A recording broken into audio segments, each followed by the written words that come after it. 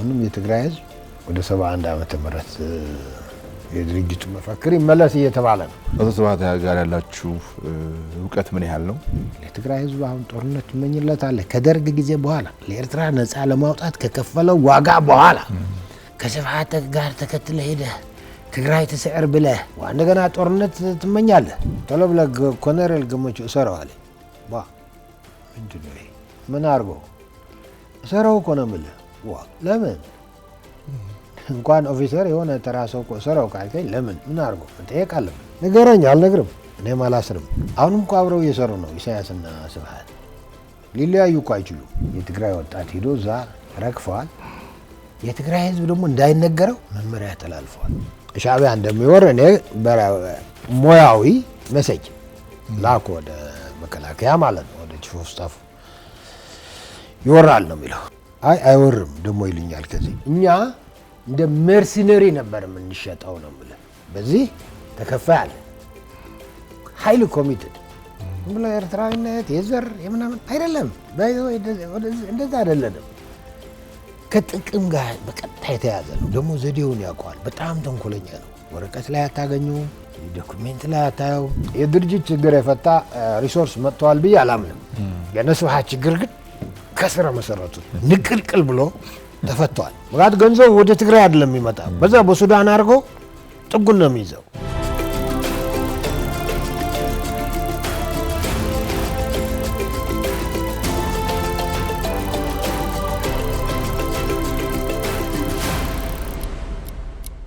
ጤና ይስጥልኝ የተከበራችሁ ተመልካቾቻችን፣ ጊዜ ግስ ጀምሯል።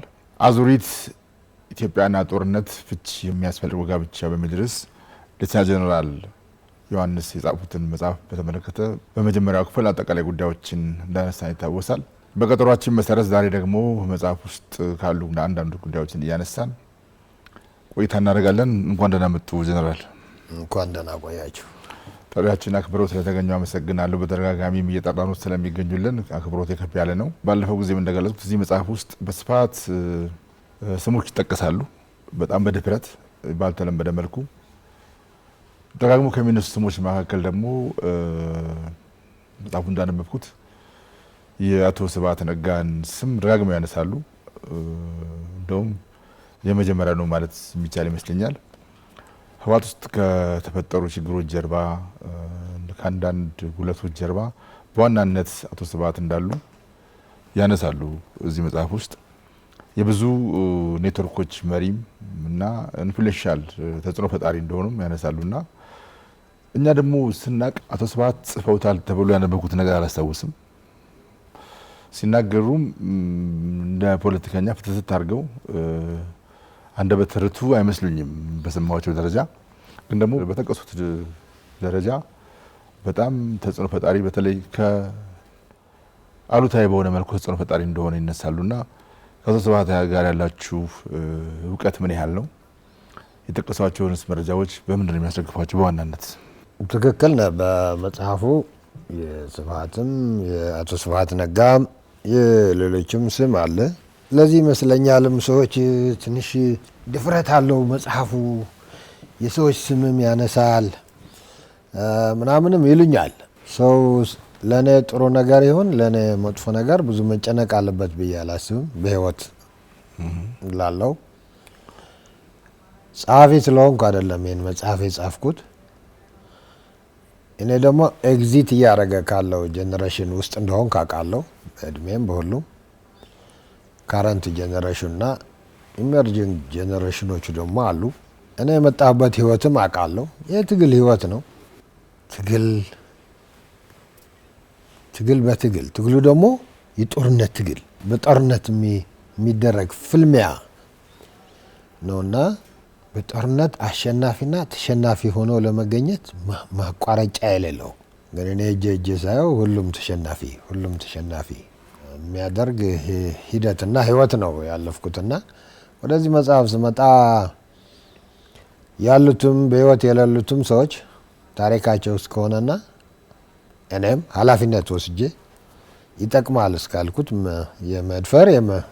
የመድፈር ያለ መድፈር አይደለም፣ ሀቅ ነው ወይስ ሀቅ አይደለም፣ የመጣነውን ሁኔታ እኔ ከምናገረው በላይ የቻልኩትን ሌሎች የጎደለው ሊሞሉት ይችላሉ። ትክክል ነው ብሎ ትውልዱም የወስደው ነገር ካለ ደግሞ ሊጠቅመው ይችላል ብዬ ነው እንትን ያልኩትና በህይወት ያለ ሰው እኔ ስጠቅስ ባለፍኩበት ህይወት አይኔ እያየ የጠፋ ትውልድ ነው። ሪፈረንስ እሱ ነው። ሰዎች ተደፈሩ ወይ ስማቸው ተነሳ አልተነሳ ሳይሆን የጠፋው ለምንድን ነው የጠፋው? መጥፋት ነበረበት። እኔም ሌሎችም ምንድነው እዚህ ላይ ያለን ድርሻ ግልጽ መሆን ስላለበት ስማችን መነሳት አለበት ብዬ አምናለሁ። አቶ ስብሃት እንዳልከው ደግሞ የድርጅት ሊቀመንበር ናቸው። ስሩአውት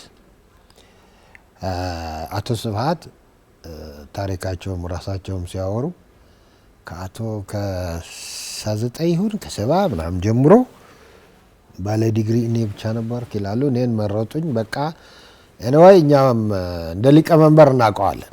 ሊቀመንበር እና ስብሃት ሊቀመንበር ሆኖ ድርጅቱን 17 ዓመት ተጉዟል። አንድ መሪ ደግሞ የሊቀመንበርነቱን የመሪውን ያክል ድርሻው ደግሞ ያን ያክል ነው። ስለዚህ በአቶ ስብሃት የህወሓት ሊቀመንበርነት ጉዞ የትግራይ ህዝብ እንዴት ነው የተጓዘው? ምንድን ነው የሆነው? አንድ ነገር ነው ይሄ። አንዱ እስከ 83 እስከ አዲስ አበባ መምጣት ሲታይ አቶ ስብሃት ላይ መነሳት ያለባቸው ድርጅቱ ላይ የሚነሱ ቁንጮዎች ላይ ደግሞ መነሳት ያለባቸው ጉዳዮች ስላሉ ነው እዛ ያስቀመጥኩት። መሪ አለ፣ ተመሪ አለ፣ ትውልድ አለ። ትውልድ የጋራ ካቴጎሪ ሊሆን ይችላል። በዛ ትውልድ መሪና የተመሪ ድርሻ ደግሞ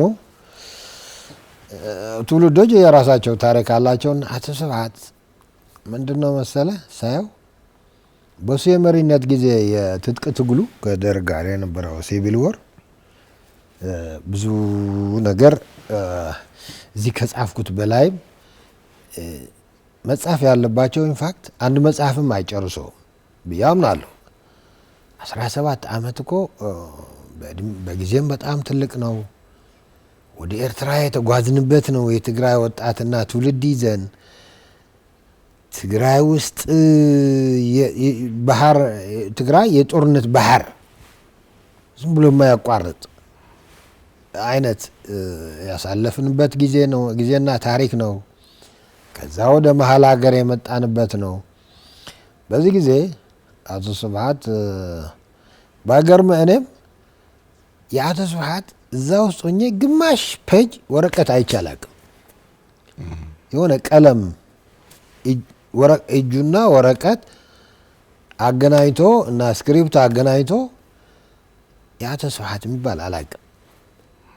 ሊቀመንበር ነው ግን ሲባል ያው ሁላችን እናውቃለን። እሱም የሚያስተባብራቸው ስራ አስፈጻሚና ማዕከላዊ ኮሚቴ አሉ። ድርጅቱ በሄደው ጉዞ ድርጅቱ በወሰናቸው ውሳኔዎች ላይ ግን የስብሃት ተጽዕኖ ወሳኝ ነበር። እኔ እንደ ሰው በሂደት እኔ እዛ ትግሉ ላይ ነው የማውቃቸውና እንደ ሰው ሳያቸው ይሄ ከዘመነ መሳፍንት ጀምሮ የምናወራው ተንኮል፣ የተንኮል አካሄድ፣ በጨለማ የመስራት ግልጸኝነት የማጣት ነገር በድርጅቱ በጣም በስፋት የነበሩ ናቸው። ትንሽ እኮ በ2 ዓመት ጉባኤ ከተደረገች ሰብሰብ የሚልበት ታጋይና ያኔ ትንሽ ሀሳብ ካልሆነ በስተቀር ሌላው በጠባብ ሰርክል ብቻ የሚሄድ ነገር ነው። ግን ድርጅቱን እስከ እሱ እንደሚለው ኦር ሌሎች እንደሚሉት እስከ አቶ መለስ እሱን እስከተካበት ጊዜ ብቻ አይደለም የመራው።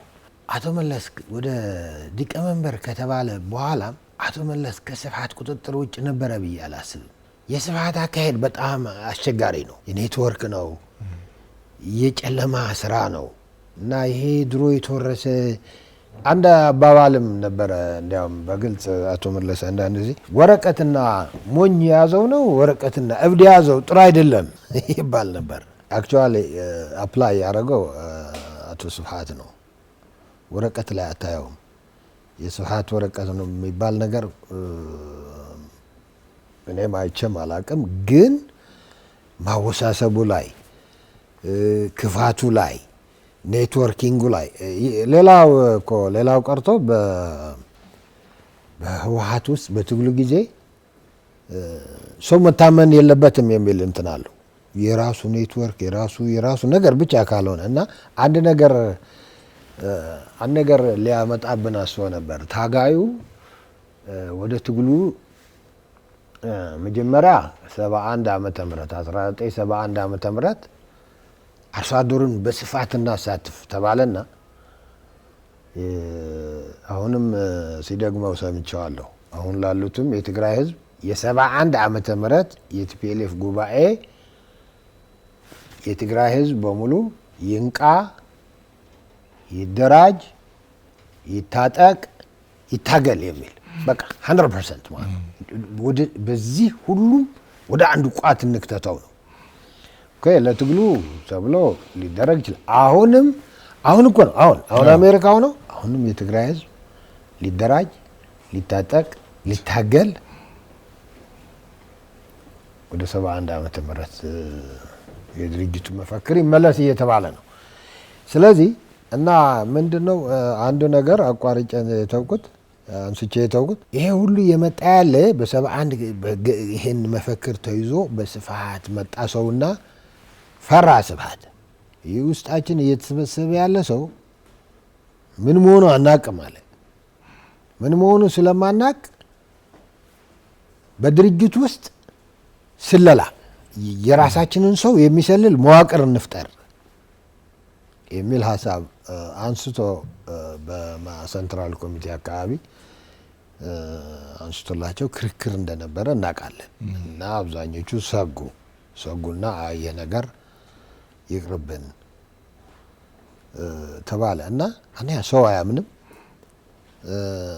ሰው ስለማያምን በኔትወርክና በጨለማ ነው የሚሰራው።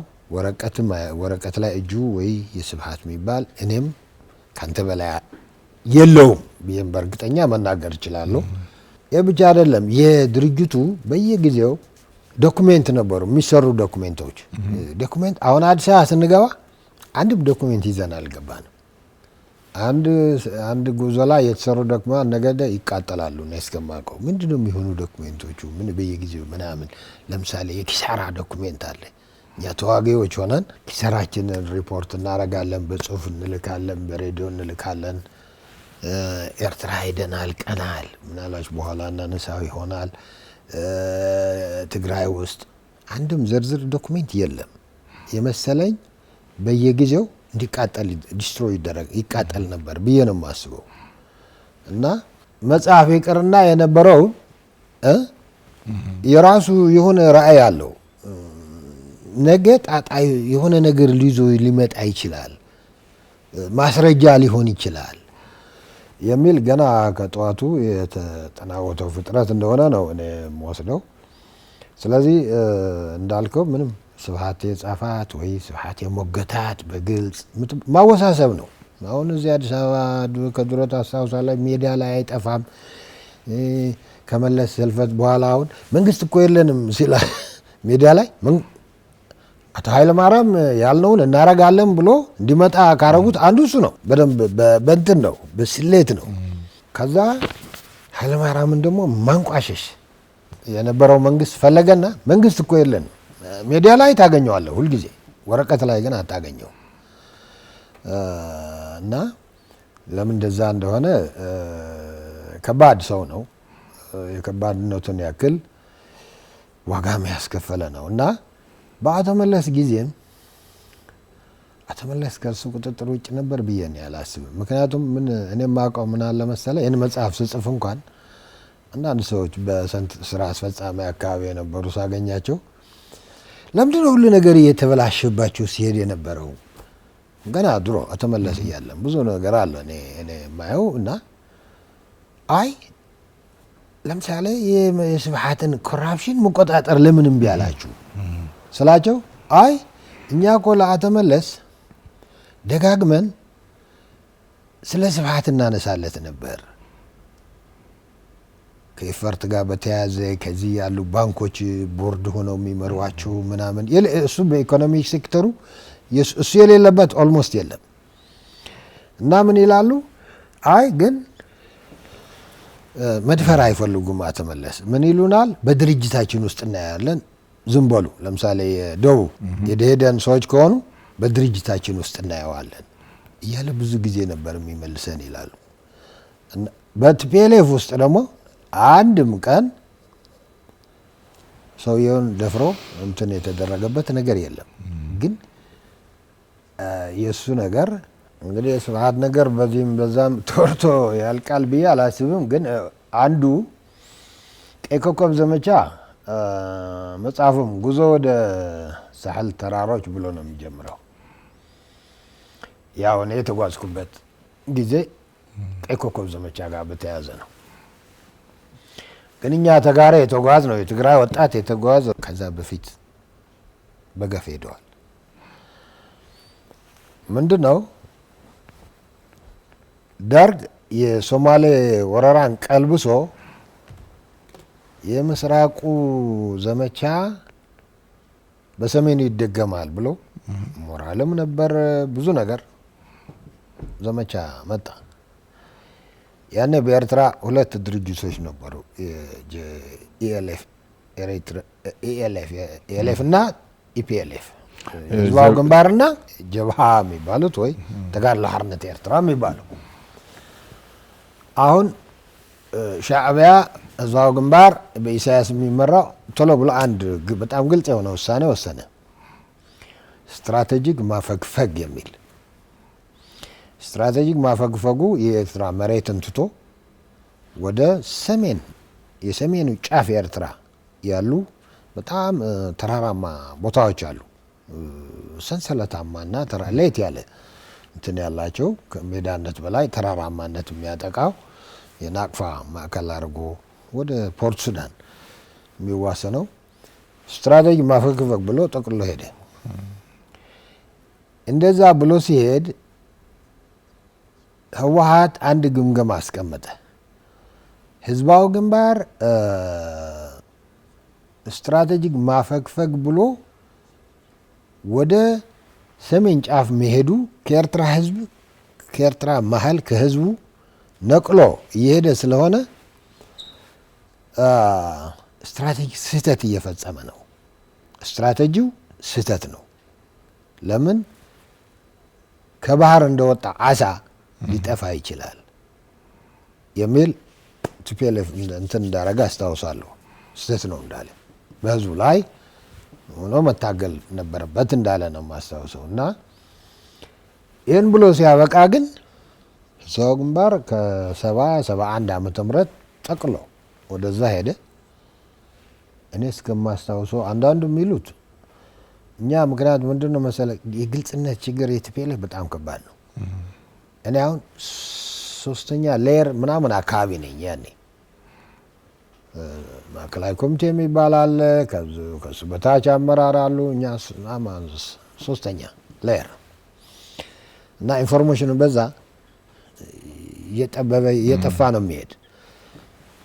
ኤግዛክትሊ መቼ እንደጀመረ እስካሁን ላጠራው ሞክሬ አላገኘሁትም። ሰው መናገር አይፈልግም። የሚያውቁት ሰዎች መናገር ስለማይፈልጉ ኤግዛክትሊ ከመቼ ጀምረን ነው የትግራይ ወጣት ስትራቴጂካሊ ተሳስተዋል ላልነው ሻዕቢያ ወጣት ግን ያጎረፍንለት የሚለው በግልጽ ሊነግር ፈቃደኛ አይደለም።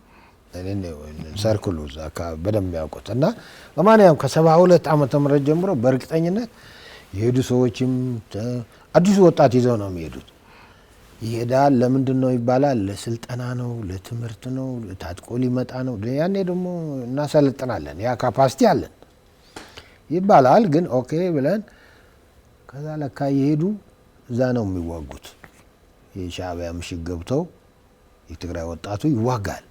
ተዋግቶ ሻዕቢያ የሚቆጥራቸው ወረራዎች አሉ ደርግ ያረጋቸው እነሱን እንትን ለማድረግ አንደኛው፣ ሁለተኛ፣ ሶስተኛ፣ አራተኛ፣ አምስተኛ፣ ስድስተኛ ነው እኔ ሄድኩት።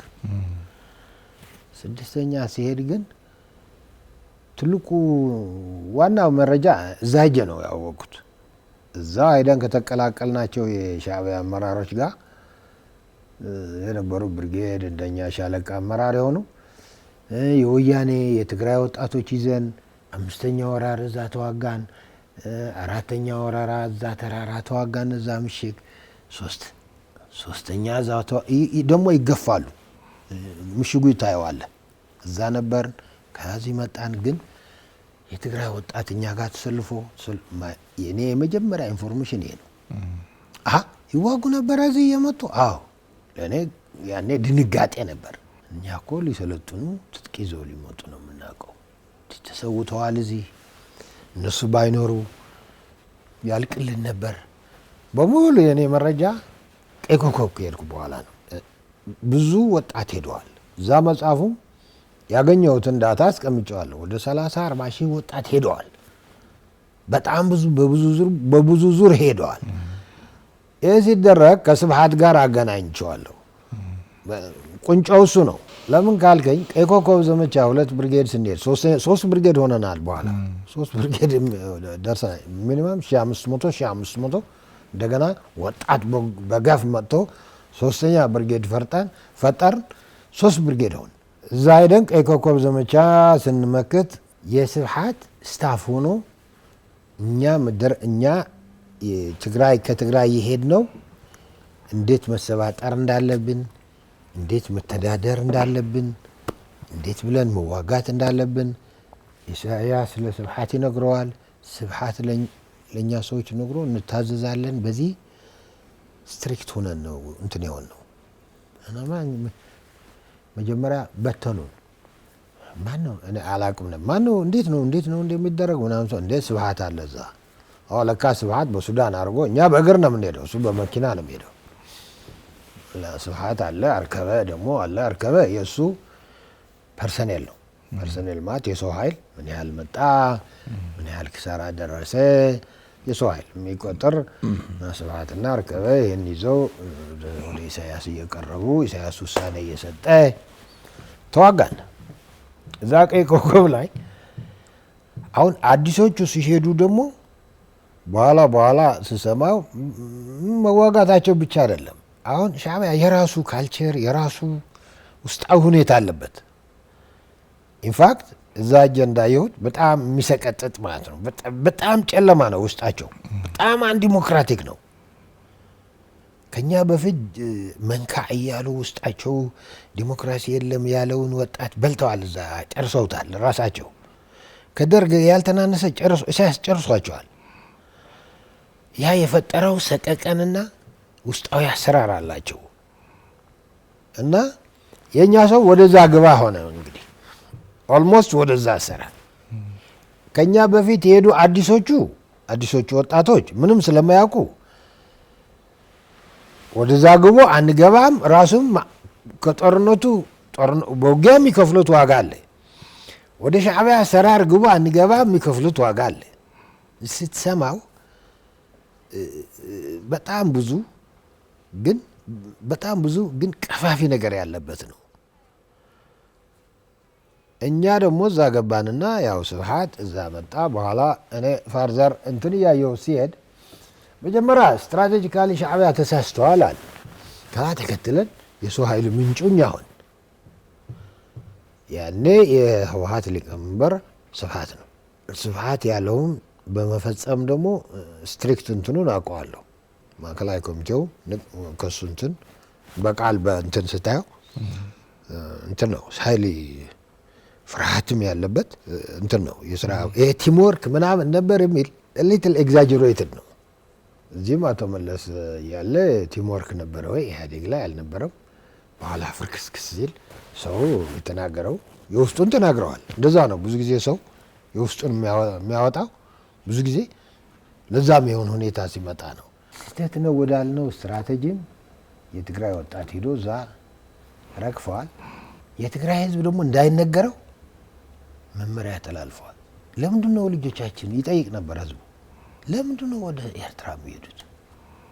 በሺዎች እኮ ነው የሚሄዱት። ለምንድን ነው የሚሄዱት ሲል እንዳይነገረው ተብለዋል። ማለት ለስልጠና ነው። ትጥቅ ከታጥቆ ሰልጥኖ ሊመጣ ነው። ይገርምህ እዚህ አሉ እንደነ በሪሁ አረጋው በርሄ ምናምን በህይወትም አሉ። ሰው ሊጠይቃቸው ይችላል ብዬ ነው። አንዳንዱን እኔ አግኝቼ ለትግራይ ህዝብም እንዳይነገር ልጆቹን እየወሰን እዛ ዋጋ እየተከፈለ ለትግራይ ህዝብም እንዳይነገር ለኛም ለታጋዮቹ አይነገረንም። ምንድን ነው ችግሩ ስላቸው አንድ ጊዜ ኢሳያስ መመሪያ ሰጥተን ነበር አሉ። እንደ ምክር አስመስለው ምን የሚል እኛም ጭምር ነው እኮ ተዋጊ ቀይ ኮከብ ይሄድ ነው ጭምር ነው። ይሄ ደግሞ ለአዲሶቹ ለስልጠና ተብሎ የሚሄድ ሳይሆን እኛም ራሱ ለስልጠና ነው የመጡ በሉ እንጂ እየተዋጉ ነው አትበሉ። ለማን ማለት ነው? ለህዝቡ አትበሉ። ለማዕከላዊ ኮሚቴ ህወሓት ኢሳያስ ስለሚያገኛቸው ለምሳሌ በሪሁ በነበረበት አንዱ ግሩፕ እነሱዩም ስብሐት በነበረበት ነግሯቸዋል። ይህን መረጃው ከራሳቸው አግኝቻለሁ። ለምን ስንለው አይ የኤርትራ ህዝብና የህዝባው ግንባር ታጋይ ሞራሉ ይነካዋል እየተደገፈ ነው ለካ የሚል ሞራል የሚነካ መልእክት ስላለው እንዳትናገሩ አለንና በዛው ዘጋ ነው። እዚህ መጽሐፍ ላይ እና እዛው እንዳለ የቀይ ኮከብ ላሳጥርልህ እና ስብሐት አሁን ይኸውልህ ህዝባው ግንባር ስናገኘው ቀይ ኮከብ እጄ እኔ ሳገኘው ጨርሶ ነበር። ጨርሰው ተዳክመው ይኸውልህ ደርግ 5 ጊዜ ከባባድ እንትኖች ዘመቻዎችን በላያቸው ላይ ፈጽመዋል። የትግራይ ወጣትን እዚህ እንዲካተት እየተደረገ ሰርቫይቭ አድርገዋል፣ አልጠፉም። ግን ቀይ ኮከብ የመጨረሻው ነበር። የመጨረሻው ሆነና የመጨረሻው በኔ አረዳድ ስብሐት የኢሳያስ ሎያሊቲውን በደንብ እንትን ሆነዋል እና ትዕዛዝ ነው ኃይል ቶሎ አምጡ ተዋጊ ኃይል አሁንማ አዲስ ሰልጣኝ ሳይሆን ተዋጊ ኃይሎች ይምጡ ተብለን ሄድ። እኛ ስንሄድ ደርግም ይሄድ ነበር። ደርግ ትንሽ ቀድሞን ቢሆን በጊዜ ነቅሏቸው ይሄድ ነበር። የነበረው እንትን ከባድ ነው። ኦፍኮርስ የስትራቴጂ ችግር ነበረው ከሙያ አንጻር ሳይሆን፣ ግን እኛ ቀድመን ገባንና ምሽጉን አጠናከር ነው እና ወደ ጥያቄ ልመጣ። አሁን ኢሳያስ የኤርትራ ህዝባዊ ግንባር ከህዝቡ ነቅለው እዛ ተራራ ላይ 10 ዓመት ነው የገቡት። ሽልኩ እያሉ ወደ ህብረተሰቡ እየመጡ እያፈኑ ነበር የሚወስዱ ሰው መቀስቀስ አይችሉም። የሉም ከህብረተሰቡ ጋር አሳምነው መውሰድ አይችሉም። ኦልሬዲ ተነቅለዋል፣ እዛ ሄደዋል። የኤርትራ ህዝብ የነጻነት እንትን እንዳለ ቢሆንም አያያዙና አካሄዱ ግን ችግር ነበረበት። ከህዝብ ተነጥሎ 10 ዓመት ጉድጓድ ቆፍሮ የኤርትራ ህዝብ ፍላጎት ስላለው ዝም ብሎ እየፈለገ እየሄደ ዋጋ ነበር አይደለም ሀቁ። እዛ ላይ ያሉ ህብረተሰቡ ጋር አብረው ነበሩ። ነቅለው ሲሄዱ ራሳቸው የፈጠሩት ክፍተት ነበር። ከዛ የነበረቻቸው ሽልክ ብለው የሆነ አፍኖ መውሰድ እንጂ ሌላ የሰው ኃይል ምንጭ አልነበረም። ቀይ ኮከብ ደግሞ ከነ ሌላ የሚሊተሪ እንትኑ ትንሽ ባንቀድምም ጠፍተው ነበር። ምክንያቱም የሰው ኃይላቸው አሁን እኔ ወታደሩኝ ነው የማወራ በሚሊተሪ አናሊሲስም ጨምሬ ማለት ነው ሳነጻጽረው አንድ እግራቸው ነቅለው ነው ያገኝ አንድ እግራቸው ነቅለው ሊሸሹ በቃ እንትን ነገር እንደ የሆነ ወይ አይሲዩ ያለ ሰው ሄደ እንደምትለው ወይ የሆነ ጉድጓድ ውስጥ ግማሽ እንትኑ የመንገድ ስቶ የወረደ ባቡር ኦር እና መሽና አምጥተህ ነቅለህ እንደምታወጣው ሆነው ነው ያገኘናቸው እና ሄደን ከጉድጓድ ነው ያወጣናቸው። ዝላይ ስብሐት ሁነኛ ነበረ ለነሱ ውለታ በመዋል በእኛ በትግራይ ህዝብ እንትን ህይወትና ድካም ማለት ነው። እና እኔ በእኔ ካፓሲቲ ዲጋ ሲቆፍሮ ከ72 ዓመተ ምህረት ጀምሮ ሌሎችም አሉ ለሻዕቢያ የተደረጉ ውለታዎች። ትግራይ ላይ መጥቶ እህል ሸምቶ ይሄዳል፣ ገዝቶ ይሄዳል። ብዙ ነገር ነው የሚያደርገው ላያችን ላይም እዛ በሙሉ አሁን ላወራው አልችልም። ላያችን ላይ ደግሞ የሚፈጽሙት ማጣጣ አለ ከ77 ድርቅ ጋር በተያያዘ እኛ እዛ ስንሄድም ትዕቢቱ ልነግርህ አልችልም። እኔ አሁን አንድ ያጣላኝ እሱ ነው። ልንደግፍ ሄደን ወደ እነሱ አሰራር ሊያስገቡን ፈለጉ። ኖ እኔ በግል አልገባም አልኩ።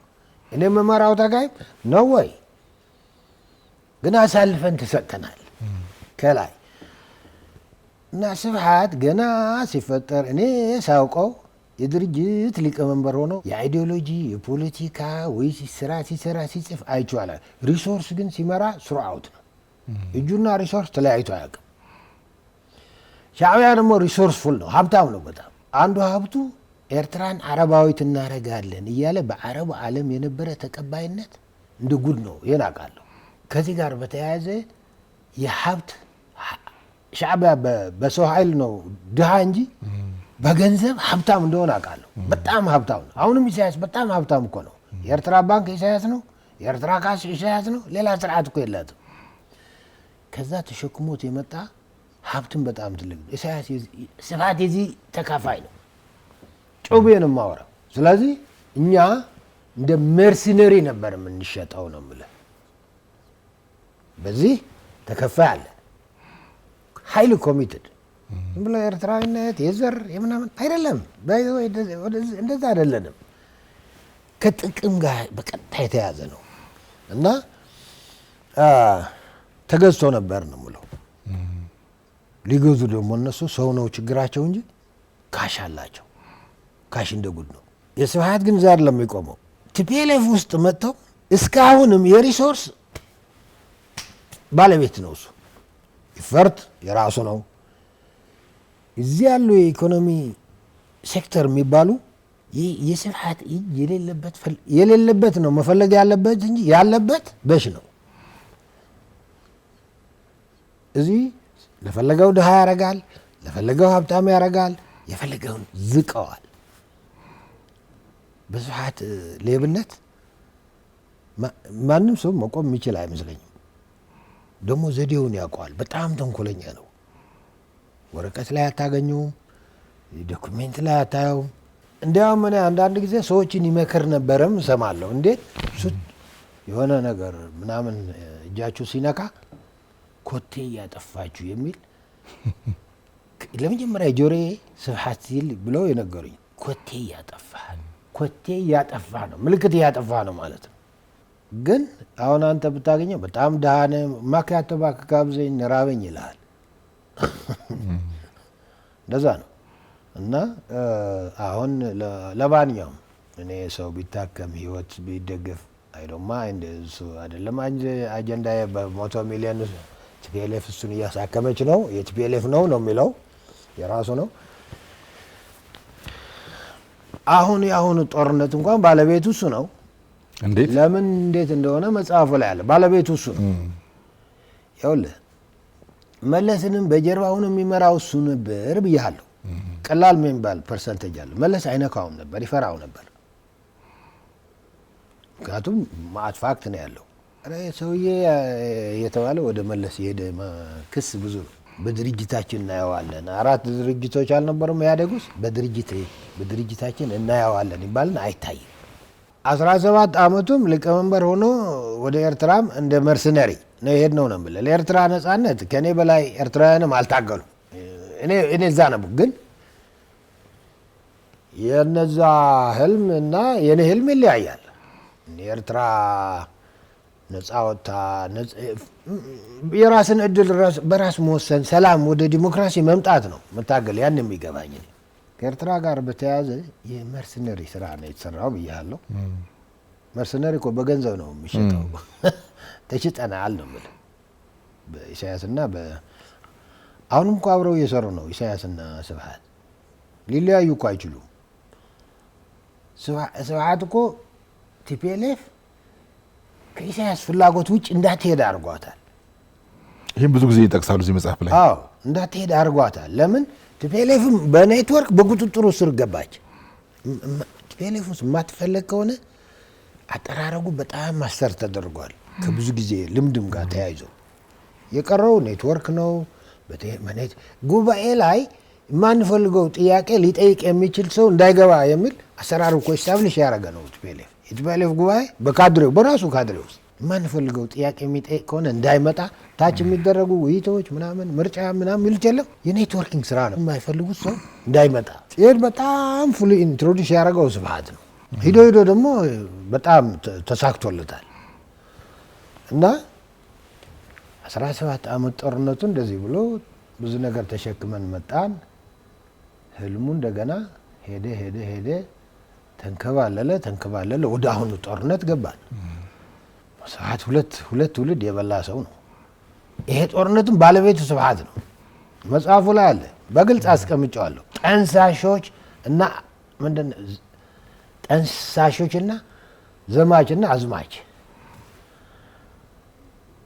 በዚህ በአንደኛ ክፍለ ዘመን ደግሞ አንዳንድ ጊዜ እነ ስብሃት በጣም የሚሳሳቱት ምን መሰለ፣ እነሱ ተደብቀው ካረጉት የሆነ ቤት ውስጥ ህወሓት ቢሮ ወይ ሰማያዊ መቀሌ የማይታይ ይመስላቸዋል ነው። የጊዜ ጉዳይ እንጂ የሚደበቅ የለም። ያ ጊዜ ታልፈዋል። አሁንም ትውልድ ተበላ። ከዚህ ብድግ ብሎ ስብሃት ሄደ፣ ተከትሎት ሄደ። ሰው ጋገሩት፣ መቀሌ ሆነው ጋገሩት። የሆነ የዲሴፕሽን ስራ የሚሰሩ ነበር። ለምሳሌ ኢህአዴግ ጉባኤ ታስታውሳለህ? ሐዋሳ ሲያደርጉት እነ ደብረጽዮን የድጋፍ ድምፅ ጮክ ብለው ሲያወሩ ዲሴፕሽን ነው እሱ። የስብሃት ምክር ዲሴፕሽን ነው። እንደዚህ በሉ ነው። ክፉ ሊሰሩ አስበው የለም እና እዚህ ላይ ቀዝቃዛ ውሃ ማፍሰስ ዲሴፕሽን ነው። ሰዎቹ በራሳቸው የማይናገሩ ሰዎችን ፈጥረዋል። 2010 2009 ይሄ ጦርነቱን የአሁኑን ጦርነት በጣም ይሄ በቃ ሁለመናችንን ህሊናችንን እንትን ያረገ ጦርነት ሊያረጉ ሚዲያ ላይ የነበረ ጋጋታ።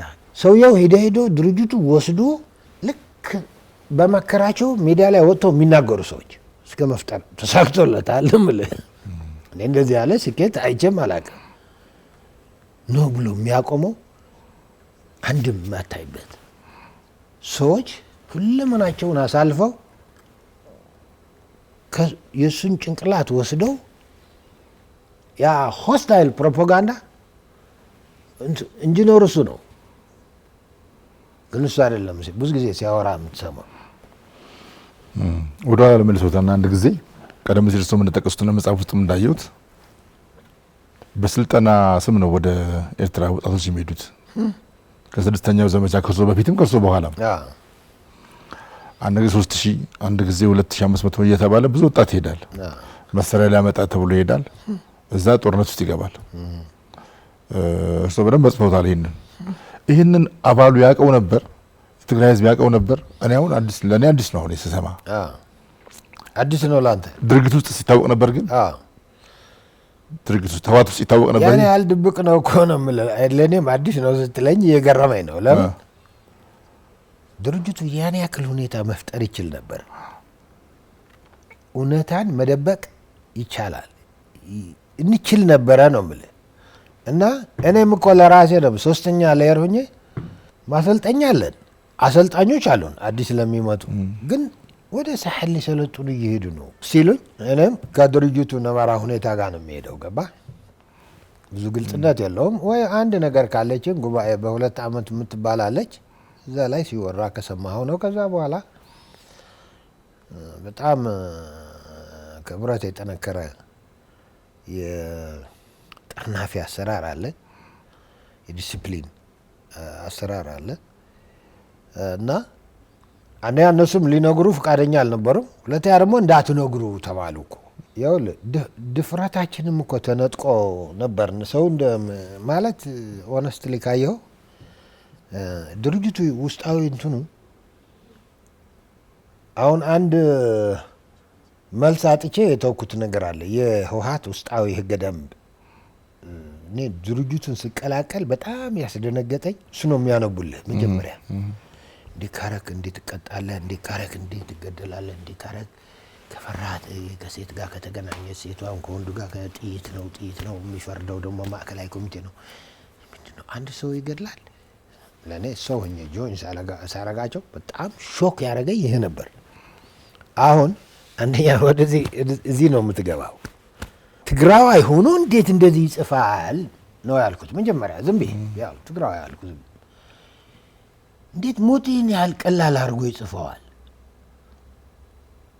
አይ እነዚህ ሰዎች ከሆነ ኮፒ አድርገው ወይ ተሰጥቷቸው ወይ አምጥተውት እንዳይሆናል እና ይህንን ህገ ደም ስንት ህይወት በልተዋል። ህገ ደም ስንት ህይወት በልተዋል። ይህንን ህገ ደም ግን ምንጩን ለማወቅ ፈልጌ እስካሁን አሁን በህይወት ያሉትም ሊነግሩኝ ፍቃደኞች አይደሉም። ከሻዕቢያ ነው። የሻዕቢያ ከዚህ የባሰ እንደሆነ አውቃለሁ። ኢሳያስ ነው ጽፎ የሰጣችሁ ከሆነ ከላቲን አሜሪካ ምናምን ይሄ ሪቮሉሽን የሚባል የሉም ተተርጉሞ ከውጭ ከሩቅ አምጥታችሁ ነው ከየት መጣ ስል እስካሁን ማንም ሬዲ አይደለም። ከዛ በየጊዜው በጉባኤ ዝም ብላ እየጸደቀ ይሄዳል። ምሻሻል ነገር አላት እንድትነካ አይፈለግም። እሷ ነው የምትጸድቀው። እሷ ደንበኛ እስር ቤት ናት። እና እንዳልከው የሳህሉ በዚህ ክልል ውስጥ ሆነ የነገሩህን እየሰማ መሄድ ነው እንትኑ ገላጩ ነገር። አንድ ጥያቄ ያለኝ ምንድን ነው እንዳሉት ህወሓት የሪሶርስ ችግር አለበት በጣም ሻዕቢያ ደግሞ ባለው የውጭ ግንኙነት ሰፊ ሪሶርስ አለው እና አሁን ከአባላቱም ከህዝቡ ተደብቆ የህይወት መስዋዕትነት እንዲከፍሉ ውጤት ግራውጣዎች ወደዛ መላክ አላማው ህወሓት ባለበት የሪሶርስ ችግር ሪሶርስ ለማግኘት ነው ወይስ ግለሰቦቹ የራሳቸውን ሪሶርስ ለማሟላት ነው ብሎ ያምናሉ እርሱ? አሁን አይ ቲንክ መልሱ አንድ ነው ብዬ ያልወስደውም። ለኤርትራ ርህሩህነትም ነበር። የኤርትራ ጉዳይ በጣም ርህሩህነት ይሄም አለበት አንዱ። ሁለተኛ ሻዕቢያ ከጠፋ አሁን ነው የሚናገሩ ሰዎቹ። እኔም አሁን እዚህ ደርሼ አዲስ ነገር ይነግሩኛል። እኔ ጋ የነበሩ እኔን የሚመሩ ለሻዕቢያ ይሁን ሁሉ ኃይል ህይወት የገበር ነው። ተዋጊ ኃይልም እኛንም እኔንም ጨምሮ የገበር ነው በቀይ ኮከብ። ግን ደግሞ የሻዕቢያ ስትራቴጂ ስህተት ነው እያል እያምታታን ማለት ምንድነው ስል ሻዕቢያ ከጠፋ እንጠፋለን የሚል ፍርሃትም ነበረን የሚሉ ሰዎች እሰማለሁ። አሁን ያው ልክ እኔ ጋር ስንት ዓመት ተጉዘው አሁን ብልጭ ያደርጉታል። እኔ ያህል ድብቅነት ግን ለወጣቱ ለህዝቡ ጎሮሮ እስኪሰነጠቅ እየተናገሩ የሚያስተምሩት ህዝባዊ ትግል በህዝብ ውስጥ ሆነን ስለምናረገው ህዝቡ ስለምናምን የህዝብ ችግር ልንፈታ ስለሆነ መሰረታችን ህዝቡ ስለሆነ ልንጠፋ የሚወስነን ህዝቡ ነው፣ ህዝብና ዓላማችን ነው ብሎ ደግሞ እንደ ስሚ እንትንም ይላል። ከዛ ፍርሃት ነበረን ይለዋል። ሻዕቢያ ተነቅለው ከሄደ እኛም ልንጠፋ እንችላለን የሚልም አንድ ምክንያት ነበረ ወደዛ መሄጃ። በዚህ ላይ ግን የድርጅት ችግር የፈታ ሪሶርስ መጥተዋል ብዬ አላምንም። የነስብሃት ችግር ግን ከስረ መሰረቱ ንቅልቅል ብሎ ተፈቷል። ምክንያቱ ገንዘቡ ወደ ትግራይ አይደለም የሚመጣ፣ በዛ በሱዳን አድርጎ ጥጉን ነው የሚይዘው። ትግራይ እኮ አልኩ አሁን ትግራይ ውስጥ አሁን ከ100,000 በላይ አካል ጉዳተኛ አለ። በጣም በተጎሳቆለ ኑሮ ነው የሚኖሩት። የአሁኑ ሲጨመር ትግራይ ምን ትሆናለች? ተዘግታ ስላለች ትከፈት እያልኩ ነው። ትግራይ ትከፈት ሰው ሊድን ከሆነ ህይወት ሊድን ከሆነ አልተከፈተችም። ስብሃት ግን ይታከም። እኔ ስለተመቸው ምንም ማንም ሰው ቢመቸውም ደስታውም አልችለውም። አድሎ ያለው ምቾት ሲሆን ግን ይከፋል አይደለም። ግን ትግራይ እሱ ቁንጮ አሁንም እኮ ይፎክራሉ። እኔ የመራሁት አሁንም እኮ ወደ 71 ዓመተ ምህረት ሲል ሰምቼዋለሁ።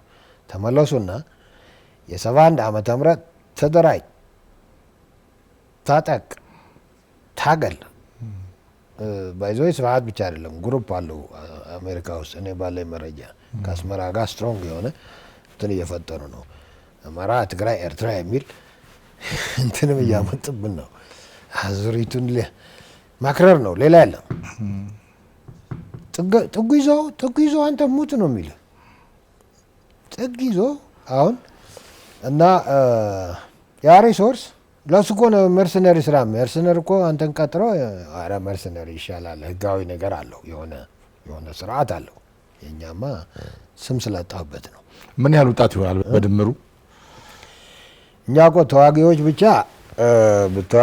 ብቻ አሁን እኮ ያለ መታደል ነው በተለያየ ጊዜ አቶ አርከበ ስለዚህ ጉዳይ ቢያወራ ፐርሰኔል ነበር ብዙ ጊዜ ከሻዕቢያ ጋር በሄደ የሰው ኃይል እውቀት ፐርሰኔል የሚዘግብ ታውቃለህ ስምም እድሜም ፔሮል የሚባል ሚዝ ብዙ ጊዜ የስብሃት ፐርሰኔል እሱ ነበር እሱ ቢናገር ኤግዛክት ዳታ የመስጠት ትልቅ እንትን ያለው እሱ ነው እኔ ግን ኦኬ አዲስ ይዘው ይሄዱ እዚህ አዲስ አበባ አሉ ፈላልጌ ማግኝቻቸዋለሁ እዛ ሄዳችሁ ስንት ይዛችሁ ሄዳችሁ ምን ያህል ጊዜ ስልጠና ወሰዳችሁ 20,000 ማለት 3,000 2,000 4,000 የሚሉ ኤርትራ መሬት እየቀደደ ያልሄደ የትግራይ ወጣት የለም ይዘው ሄዱ አሰልጣኝ እዚህ አሉ እዚህ አዲስ አበባ አሉ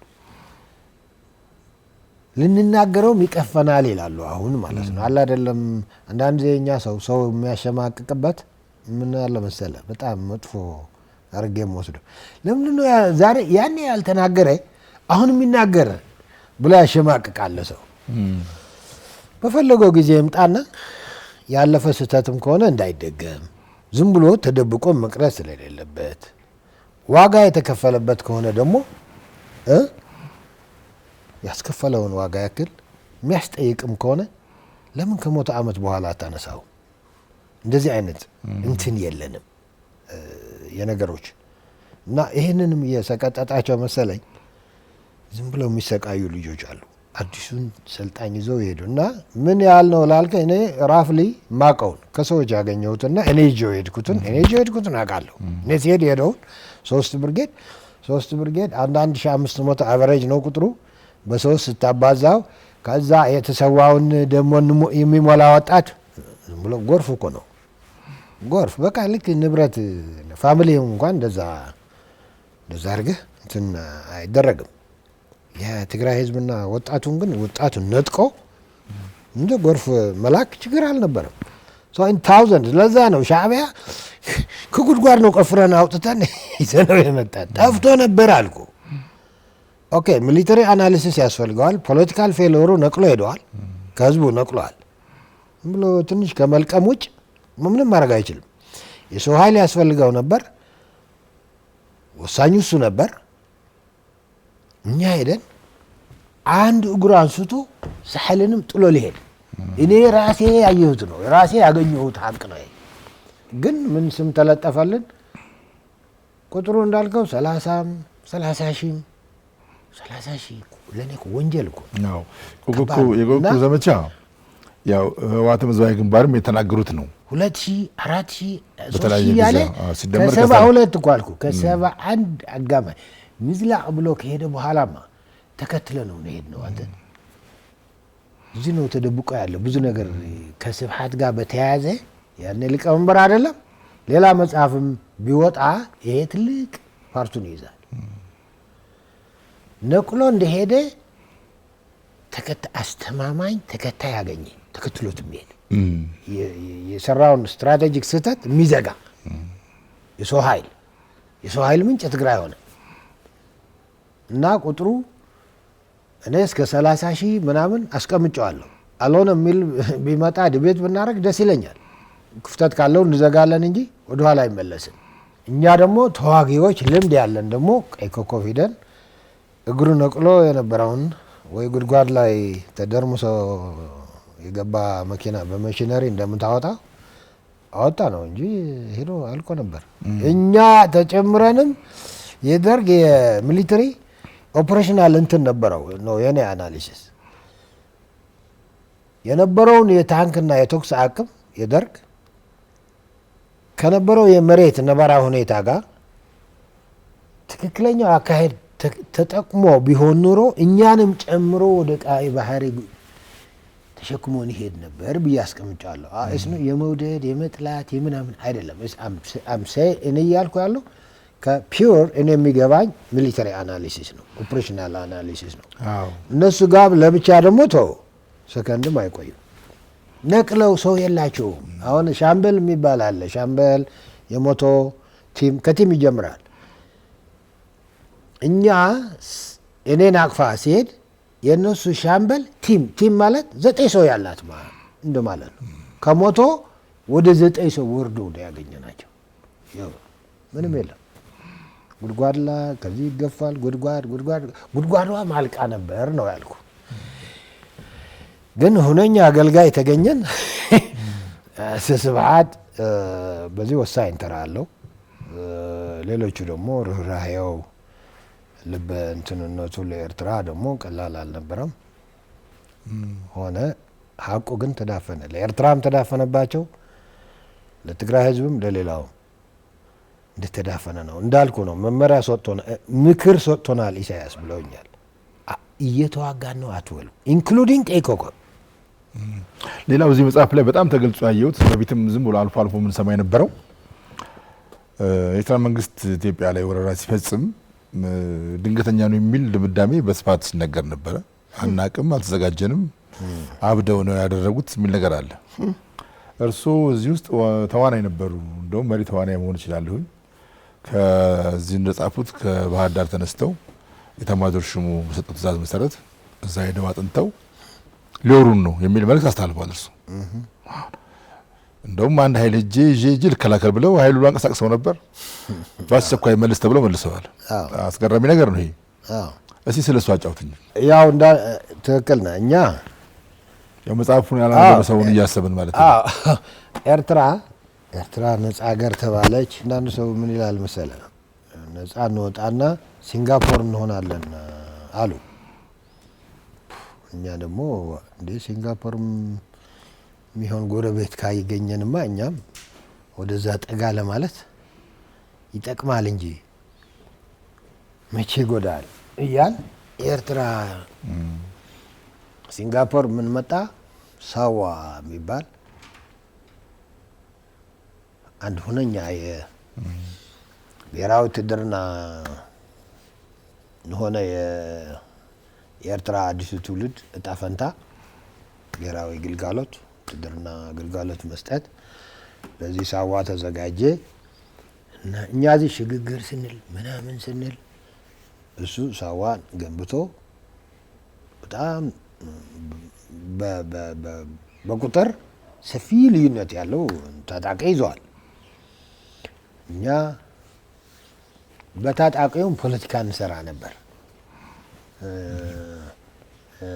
የኢትዮጵያ ብሔር ብሔረሰቦችን ልብ ይሰልባል ብለው ያሰቡት ያኔ ትግራዋይን በስተሃል ተብሎ ዲሞብላይዝ እናደርገው ተባለ። ከሌሎቹ ደግሞ ፕሮፐር የሆነ ለሀገሪቱ ዲፌንስ ሊመጥን የሚችል የለም፣ ንቀንስ ነበር። ሻዕቢያ ሲጨምር እኛ ንቀንስ ነበር። ከዛ ወደ እንትኑ ልምጣልና ወደ ባጭሩ ወደ ጠየቀኝ የሆነ መጀመሪያ አስተዳደራዊ የሚመስል ከትግራይ መስተዳድር ጋር ቦርደር ጋር ዝም ብሎ ገባ ወጣ ነበራቸው። ወደ ሚሊተሪ ወደ ወታደራዊ እንትኑ ጋር ነው የእንተም ጥያቄ የሚያደላውና እኔ ባህር ዳር ነበርኩ። እኔ ምክትል የሆነ ኮር ነበር፣ አበባው ጀነራል አበባው አዛዥ አብረን ነበር።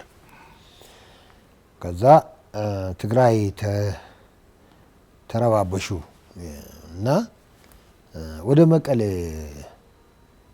እስትሄድ አለኝ ቺፍ ኦፍ ስታፍ ያኔ ጀነራል ጻድቃን ነው።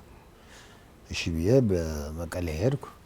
መቀሌን አረጋሽ አቶ ገብረ አስራት ወይዘሮ አረጋሽ ምናምን ሆነው አይ በቃ በዚህ ቦርደር አካባቢ ሻዕቢያ በጣም የህዝብ እያስቸገረ ምናምን በተለይ በባድመ አካባቢ በሰሜን ምዕራብ ትግራይ ያስቸገረ ነው እና በቃ እሱ ነው ኮንሰርናችን ሲሉ እኔ በሄሊኮፕተር ባድመ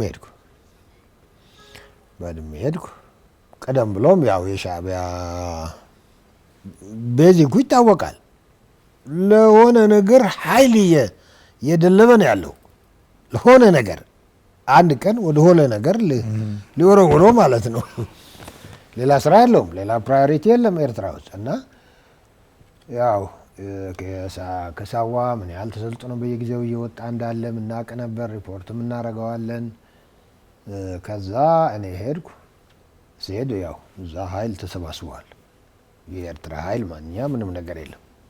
እኔም ኦፕሬተርና ትንሽ ልጆች ይዤ ነው ሄድኩት። ኖርማሊ የሆነ መሪ በሰራዊት ሲንቀሳቀስ ይዞት የሚሄድ ኃይል እንጂ የሚዋጋ ምናምን አይደለም። ሄድኩና ህብረተሰቡን አገኘው። ሁኔታውን ራሴ ሰርቬይ አደርኩ፣ አሰሳረ አየሁት። ህብረተሰቡንም ይዛ ያሉ ህብረተሰብ እንትን ስለ ጉዳዩ ያላቸው አረዳድም በደንብ ወሰድንና ሻዕቢያ እንደሚወር እኔ ሙያዊ እንትን ሜሴጅ ላኩ ወደ መከላከያ ማለት ነው፣ ወደ ቺፍ ኦፍ ስታፍ። ይወራል ነው የሚለው፣ የት ይቆማል ነው እንጂ ዝግጅቱ ይሄ ጎርፍ ይሄዳል። ከዛ እንደዛ እያልኩ አንድ ሳምንት አይወርም ደግሞ ይሉኛል። ከዚህ እዚህ ስፖት ላይ ሆኜ ምን ልላቸው ነበር የላኩኝ አልኩ። ከዛ በኋላ ለምን መጣሁ ታዲያ? እዚህ ሆኜ በአይኔ ያየሁትን ወደ ሀሳብ ቀይሬ ሙያው እንትን ሰጣቸው የማይሰሙ ከሆነ ለምንድን ነው እኔ እዚህ የመጣሁት? ሻዕቢያ ይወራል ደግማለሁ። እነ ስብሐት ኤፍሬም የመከላከያ ቺፍ ኦፍ ስታፍ ነው። ስብሐት ግሩፕ ይዞ እኛ ጋር ነው ያለው፣ እዚህ እያወራን ነው። እንደዛ የሚባል ነገር የለም። የኤርትራ መከላከያ ቲም እዚህ አዲስ አበባ ቺፍ ኦፍ ስታፍ ስብሐት ኤፍሬም እና ሌሎች ግሩፕ ይዞ እዚህ ጋር ነው። እነ ጻድቃን እነ ስብሐት ደግሞ አለ እዛ፣ ስብሐት አለ እዛ ያዛው። ስብሐት እኮ አለ በዚህ አይለይም። ማታ ማታ በስብሰባም አይለይም። በማታ ማታ ያለ በአልኮል መራጨት እንትንም አይጠፋም። እና ተገልብጠው ለእኔ አትቸኩል፣ ዝም ብለህ እንደዛ የሚባል ነገር የለም፣ ዶክተር አለ እንደዛ ይሉኛል። ከዛ ህብረተሰቡ ደግሞ እኔ ጋር የባድመ ሲቪል በታንክ ልታስረጉጡን ነው ይልኛል። ምን እስክንሆን ነው የምታየው? እውነታቸው ነው። ደግሞ በአካል ሂደው ሽማግሌዎች ሆነው ፊት ለፊት ላለው የሻዕቢያ አመራሮች እኮ ሄደው እንዴት ነው ልትወሩን ነው እንዴ የምናደርገናችሁ ነው እኮ ብለዋቸዋል። አባረሯቸዋል። ዞር በሉ ፈለግነውን እናረጋቸዋለን ብለዋቸዋል። ይህ ሁሉም ሪፖርት አደርጋለሁ እኔ። ለህዝቡም እንደዚህ እያሉት ነው። ህዝቡም ተጨንቀዋል። ሻዕቢያ ይወራል። መሬቱ ኦኬ ታንክ ነው የሚረግጠው እንጂ የትም አይሄድምና ማናገኘው ህይወት ነው። ህዝቡን እናውጣው ኃይል ማትልኩ ከሆነ አልኳቸው። ከዛ ከሻዕቢያ በላይ የሀሳብ ጦርነቱ ከኔ ጋር ሆነ።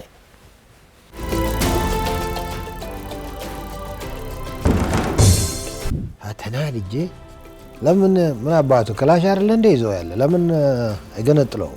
ለምን እጁ ሰጥቶ ይታሰራል አልኩ በሬዲዮ። ለምን አትገድሉም እንዴት ትላለህ? ለምን ድምፅ ታሰማለህ ሲሉኝ፣ ኧረ እናንተም አልተዋችሁም በዚህ ከመጣችሁ አልኳቸው። ሻለቃዋ መውጣቷን አወቁና ሻዕቢያ ገባ። ወደ ኤፍሬም ሌሊት ወደ አስመራ ከዚህ ሄደ። እዚህ የነበረው ግሩፕ ወደ ኤፍሬም ቻው ብለዋቸው ሳይላቸው ለእነዚህ ሽሉክ ብሎ ሄደ። አውሮፕላን አንስቶ ኢሳያስ ወደ ሳዑዲ ሄደ። ሰራዊቱም ግባ አሉት። ከዛ ህዝቡን ረገጡት። ስብሐት እዚህ ሆነ ቋሚ የነሱ አምባሳደር አድርጌ ነው የምወስደው። ከድሮም ስለጀመረ እንትኑ ደግሞ እዚህ አምባሳደር ማድረግ ኢሳያስ አያስፈልገው። የኤርትራ ጦርነት በህግ መታየት የነበረባቸው ብዙ ነገሮች ነበሩ። ላተመለስ ብዙ ጊዜ ጨቅጭቄው ነበር። ቶሎ ብለህ ኮሎኔል ገመቹ እሰረው አለ። ምንድን ነው ይሄ? ምን አድርጎ እሰረው እኮ ነው የምልህ። ለምን እንኳን ኦፊሰር የሆነ ተራ ሰው እኮ እሰረው ካልከኝ ለምን ምን አድርጎ መጠየቅ አለብን። ንገረኝ። አልነግርም። እኔም አላስርም። እዛ በሳምሶናይት ገንዘብ ትራሱ ላይ ሊያስቀምጡ የሚራገጡ ነጋዴዎች አይቻሉ። እዚህ ሻዕቢያ ሊያስረኝ ነው እንደ የመጣው። እሺ ጊዜ ባጠፋ ኦኬ፣ የህወሓት አሰራር አለ፣ ሰይጣን የሆነ አውቀዋለሁ፣ በዛ እቀጣለሁ። ሻዕቢያ አሰራር ግን እኔ ራሴ አም ዲፌንዲንግ ማይሰልፍ ስላቸው ራሱ አልተግባባን።